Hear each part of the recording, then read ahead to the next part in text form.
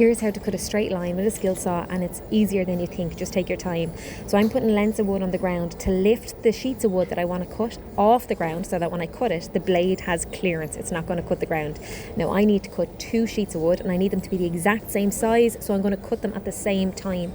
So I've lined them up exactly with each other, and then I do 3 measurements. I always do 3. I do the left, the right and the center, and I mark it out, and then I get a straight edge and I draw a straight line from all those marks.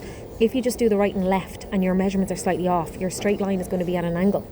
So that's worth doing. Once you mark out your straight line, then don't forget to measure the distance between your saw blade and the edge of the plate, because this is what it's going to take when you cut it. Then what I do with that measurement is I then mark that off the line. So mine was 4 centimetres. I mark the 4 centimetres in 3 dots again off the line. I've done right, left and centre, and I draw a line there. Then I set up my straight edge. You could use a 2x1, you could use this straight edge that I have, clamp it in place, screw it in place, and then just turn on your saw and run the edge of your plate of the saw against your straight edge. And after you remove the clamps, measure your wood again and make sure that it is all even and straight.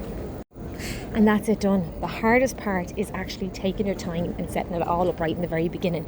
If you have any questions, let me know.